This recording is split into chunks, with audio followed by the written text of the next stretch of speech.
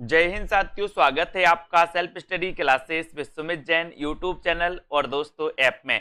तो साथियों, हमारा चल रहा है डाउट्स वाला सेशन।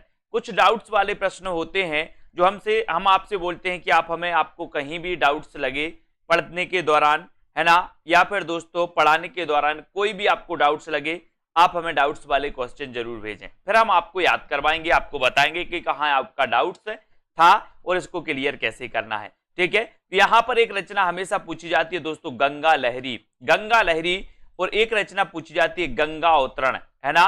तो ये आपको याद रख लेना, गंगा अवतरण जो रचना है दोस्तों, ये गंगा अवतरण किसकी है? रत्नाकर जी की रचना है। किसकी है? रत्नाकर, जगन्नाथ दास रत्नाकर का नाम आपने सुना होगा। इनकी रचना है गंगा अवतरण, और इनकी एक रचना दोस्तों गंगा लहरी भी है। क्या है? गंगा लहरी रत्नाकर जी की रचना है। तो यहां पर क्वेश्चन पूछा गया कि गंगा लहरी किसकी रचना है, तो यहां पर तो आपको उत्तर लगाना है कि जगन्नाथ दास रत्नाकर। लेकिन दोस्तों एक चीज और आपको याद रखनी है कि जो जगन्नाथ दास रत्नाकर की गंगा लहरी है, इसका अनुवाद महावीर प्रसाद द्विवेदी ने, किसने? महावीर प्रसाद द्विवेदी ने इसी नाम से किया है। यानी कि एक रचना गंगा लहरी महावीर प्रसाद द्विवेदी की भी है, जो दोस्तों अनुदित रचना है। गंगा लहरी अनुदित रचना है। ठीक है, जो महावीर प्रसाद द्विवेदी की भी है और दोस्तों रत्नाकर की भी है। ठीक है, अब एक और क्वेश्चन आता है कि गंगा लहरी दोस्तों एक और रचना है, और वो रचना किसकी है? तो वो रचना है पद्माकर जी की। किसकी है? पद्माकर। तो गंगा लहरी सबसे पहले जगन्नाथ दास रत्नाकर अपन ने पढ़ लिया, फिर दोस्तों पद्माकर की भी रचना गंगा लहरी है, और फिर महावीर प्रसाद द्विवेदी ने जगन्नाथ दास रत्नाकर की गंगा लहरी का अनुवाद भी गंगा लहरी नाम से ही किया है। तो महावीर प्रसाद द्विवेदी, पद्माकर और जगन्नाथ दास रत्नाकर, इन तीनों ने दोस्तों गंगा लहरी नाम से रचनाएं लिखी। ठीक है, क्लियर। अब यहां पर आते हैं दोस्तों, नागरी प्रचारिणी पत्रिका कब प्रकाशित हुई? बहुत बढ़िया प्रश्न है दोस्तों। ये नागरी प्रचारिणी जो पत्रिका थी, ये काशी से प्रकाशित हुई थी, काशी से, ये याद रख लेंगे। अब दोस्तों एक क्वेश्चन जो डाउट्स वाला रहता है कि नागरी प्रचारिणी सभा की स्थापना कब हुई? तो सभा की स्थापना तो हुई थी दोस्तों 1893 में। नागरी प्रचारिणी सभा की स्थापना कब हुई थी? 1893। और इसी डाउट के चक्कर में लोग नागरी प्रचारिणी पत्रिका को भी 1893 लगा देते हैं। इसको नहीं लगाना। ये नागरी प्रचारिणी जो पत्रिका है दोस्तों, ये प्रकाशित हुई थी 1896 में। कब हुई थी? 1896 में। कहां से हुई थी? तो ये काशी से हुई थी नागरी प्रचारिणी पत्रिका।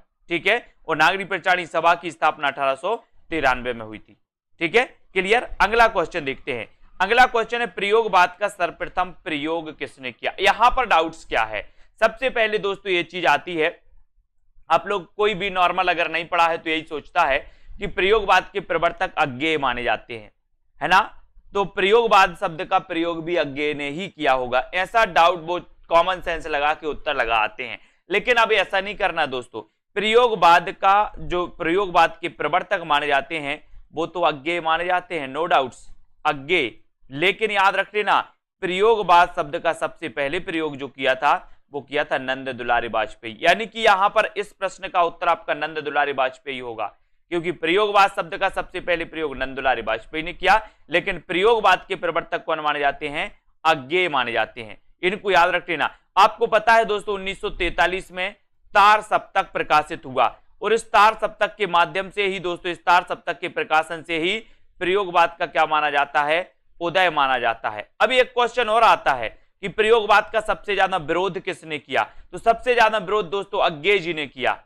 इन्होंने कहा था कि प्रयोगवाद प्रयोग का कोई बाद नहीं है। इन्होंने प्रयोगवाद शब्द का दोस्तों, प्रयोगवाद का बहुत विरोध किया था। ये क्वेश्चन भी डाउट्स वाला रहता है। कभी आपसे पूछा जाएगा कि प्रयोगवाद का सबसे ज्यादा विरोध किसने किया, तो आप अज्ञेय नहीं लगाओगे। क्यों नहीं लगाओगे? क्योंकि आपको पता है, बोले सर अज्ञेय ने तो इसका प्रवर्तन किया, तो ये विरोध क्यों करेंगे, है ना। ऐसे करके आप अज्ञेय नहीं लगा, अगर आपको पता है तब आप अज्ञेय लगाओगे।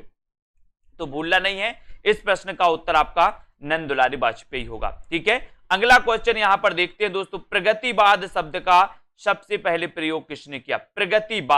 प्रगतिवाद आपको बताना है दोस्तों। तो यहां पर आपका उत्तर चयन करना है। अपन दोस्तों एक नाम पढ़ते हैं, सुमित्रानंदन पंत।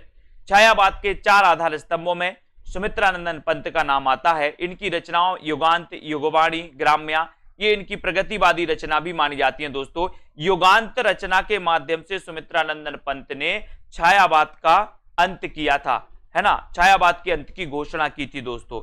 तो ऐसा भी कई बार पूछा जाता है कि प्रगतिवाद के प्रवर्तक कौन है।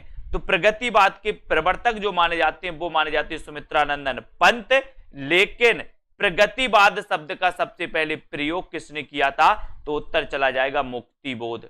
मुक्तिबोध ने दोस्तों प्रगतिवाद शब्द का सबसे पहले प्रयोग किया था। प्रगतिवाद के प्रवर्तक कौन है? तो पंत हैं। यहां बहुत सारे लोग कंफ्यूज होते हैं। अब आपने देख लिया, बोले सर प्रगतिवाद शब्द का प्रयोग तो सबसे पहले मुक्तिबोध ने किया था, इसलिए प्रवर्तक भी मुक्तिबोध होंगे। No doubts. यहां पर दोस्तों आपको क्लियर करना है कि प्रगतिवाद के प्रवर्तक पंत और प्रगतिवाद शब्द का सबसे पहले प्रयोग मुक्तिबोध। क्लियर? बहुत बढ़िया। अगला क्वेश्चन देखते हैं दोस्तों। यहां पर नई कविता शब्द का सबसे पहले प्रयोग किसने किया? अब आपको बताना नई कविता शब्द का सबसे पहले प्रयोग किसने किया? नंदुलाल वाजपेयी, अज्ञे, मुकुटधर पांडे या फिर हजारी प्रसाद द्विवेदी।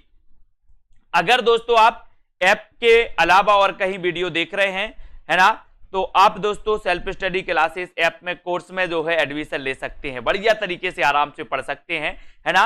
अब नई कविता का बात आती है, नई कविता की बात आती है दोस्तों, तो ये नई कविता शब्द का सबसे पहले प्रयोग किया था किसने? अज्ञे जी ने, नई कविता शब्द का। लेकिन अगर कभी पूछा जाता है कि नई कविता के प्रवर्तक कौन है, तो आपका उत्तर होता है जगदीश गुप्त। जगदीश गुप्त माने जाते हैं, है ना। तो इनको भी अपन को याद रख लेना। जबकि नई कविता शब्द का सबसे पहले प्रयोग किया था पटना आकाशवाणी से किसने? अज्ञे जी ने। ठीक है, तो ये क्वेश्चन भी आपका आता है। इसी प्रकार से दोस्तों बने रहें, वीडियो को लाइक करते रहें, और आपका भी कोई अगर डाउट से आपको लगता है, कोई डाउट्स वाले प्रश्न अगर आपके पास आते हैं तो हमें जरूर प्रेषित करें। हम भी दोस्तों आपका डाउट्स सॉल्व करेंगे, डाउट्स को क्लियर करेंगे और डाउट्स वाले प्रश्नों पर वीडियो बनाकर आप तक प्रेषित करेंगे, है ना। सेल्फ स्टडी क्लासेस ऐप को डाउनलोड कर लें। सेल्फ स्टडी क्लासेस दोस्तों, क्लासेस से जुड़ जाएं आप और बने रहें इसी प्रकार से। और इस वीडियो को लाइक और शेयर जरूर कर दें। जय हिंद।